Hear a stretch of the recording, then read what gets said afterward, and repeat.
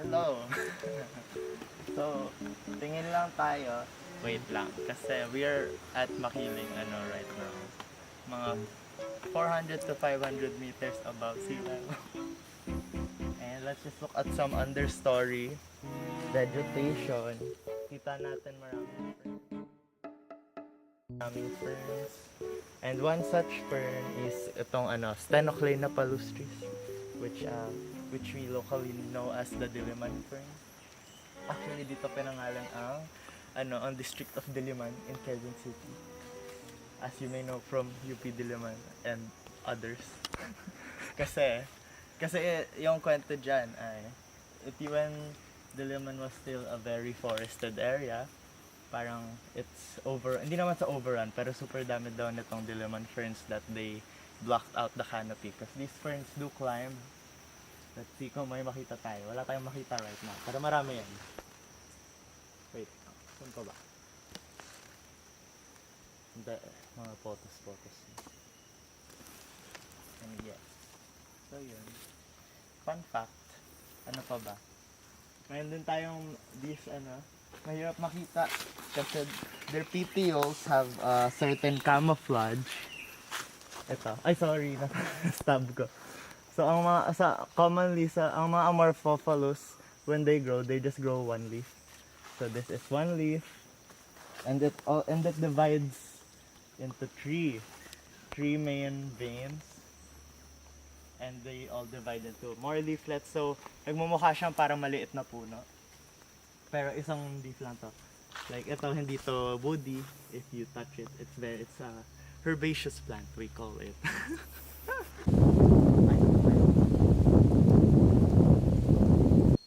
Daming alok. Alok siya. Tingnan nyo guys. Ang cute talaga ng wood mushrooms. And they're hard. Ay, tara! Ang cute nito. Parang siyang double-headed. Tapos ito parang hindi pa nag-extend ang kaniyang cup. Wood mushrooms from hindi ko kilala. Charot. Ganoderma or not. I don't know. Hello. So, tingnan mo nakita namin. This is Succulante, which is a native genus of ground orchids. Wala, yun lang. White yung bulaklak niya. Mukha siyang palm like many ground orchids do. They have these leaves. And, Raceme or panicle. Love dots. Islay madam. Parang lahat ng late amorph na rin eh. Nagdahon na rin. So wala na talagang blooms ever. For this year. Uy, grabe pinatay mo tong amor. Hey, here we have an example of what we call buttress roots. So, buttress roots function to give these big trees, kasi kita nyo naman sobrang laki naman, some extra support by laying out these very tall root structures that go above the surface and and extend horizontally. Video. Oh my gosh, ayaw na niya. Sorry, daddy. Hello. So look what we have. Meron tayong tatlong klaseng endemic na aroids or mga members of the family Araceae. So dito we have an Alocasia. Actually, may dalawa tayong Alocasia. We have Alocasia zebrina, na pinangalan dito sa kanyang petioles or yung stalk na nag-attach sa leaf, na maraming markings na parang zebra, kaya zebrina. Tapos mayroon din tayong Alocasia boysiana, which is a smaller species na medyo mas plain. Then we have a bunch of Amorphophilus. Mayroon din tayong Schismatoglottis, which is another genera of native na aroids. Here we have a bigger na Amorphophilus tsaka Schismatoglottis. Nag-associate sila, mga distant cousins. Saan pa ba? Oh! Mushroom! Hanggang doon lang ang masasabi ko. Kasi wala akong alam sa mushrooms, but I do love to see them. I think They're a wonderful piece of the puzzle of biodiversity on this earth. I can't tell kung toxic to o hindi, so maybe I shouldn't be touching it like that, you know. Pero mukha siyang masarap. I would eat this. Ito rin, mayroon siyang mga kasabwat. So ito yung pinakamalaking amorph na nakita namin so far. Tingnan niyo ang laki-laki niya. Scoliotic ang kanyang ang kanyang giant PPO. Maybe kasi nagko-contort yung light or habang nakahanginan and stuff. Ito, you see one of it. Meron siyang mga katabi dyan. Maybe they come from the same corm. Na kita natin na these plants, while they're growing, kapag natumba sila, they have the ability to right themselves back up by they unequally expand the cell sizes of their PPOs.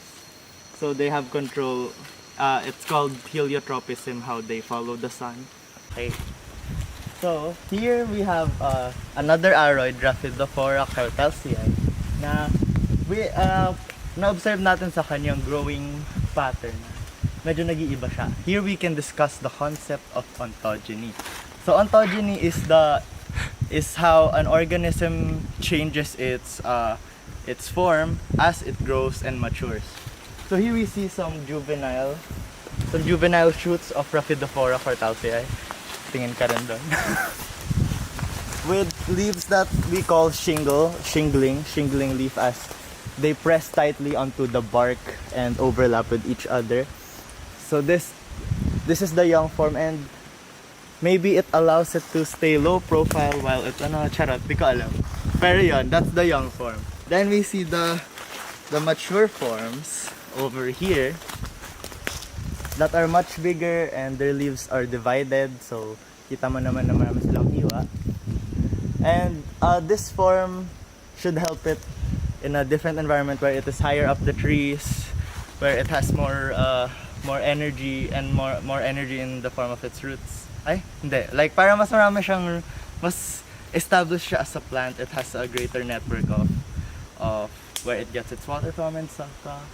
Kaya, you know, maybe this larger form, di ko na alam. Hindi ba dahil kasi, parang mas mahangin sa taas. Light and wind na. Kaya serrated na siya.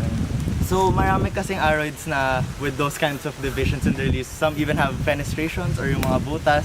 Tapos maraming iba't ibang hypothesis kung ba't nangyayari yun.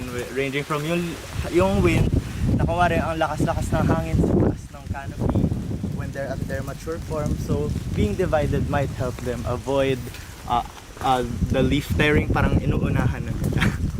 Or maybe as a form of letting light down to its lower leaves, which is a hypothesis na never gonna gets, kasi parang kaya na nila, parang ayaw na nila kunin lahat.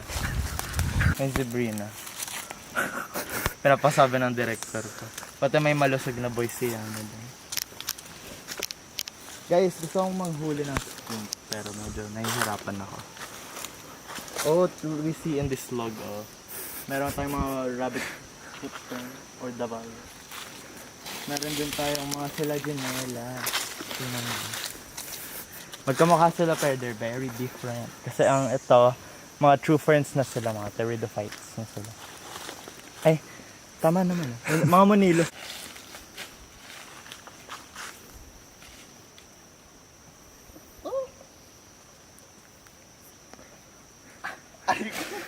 Hanggang dalawang pull up lang ako. Tabi. Si Sidium ba to? Hindi. Ay, oo. Ay, sorry. Si Sidium.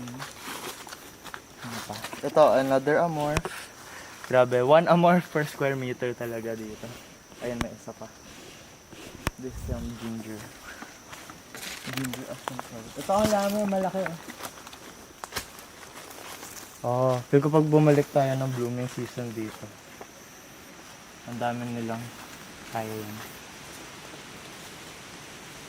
Here is an example of Hoy, hindi ko talaga maalala yung tawag pag yung fruit sa bark. Syncarpy ba?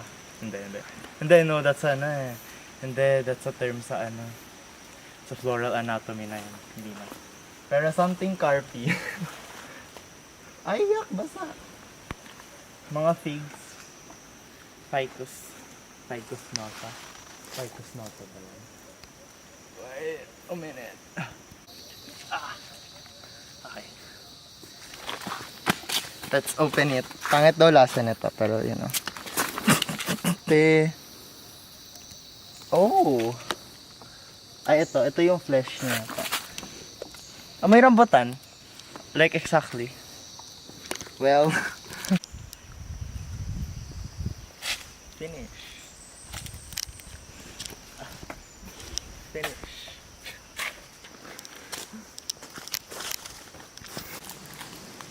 Ito, Zebrina na naman na malaki.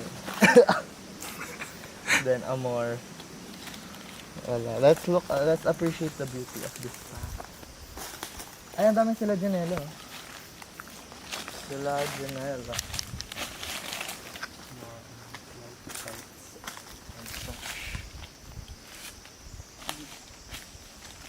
Ito parang planted. Planted na ano, asplenium. Yan ba yan? Ay, di ko alam. I can't see. Parang medyo yellow pero baka dahil araw lang din. Pero mayroong golden or weaver na gold talaga. Pero I'm not sure kung native yan. Pwede mo sundan ka, no?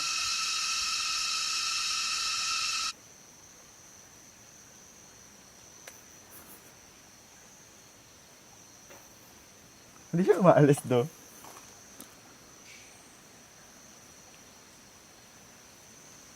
Oh my god, kinakagat niya ako. Like, let me go!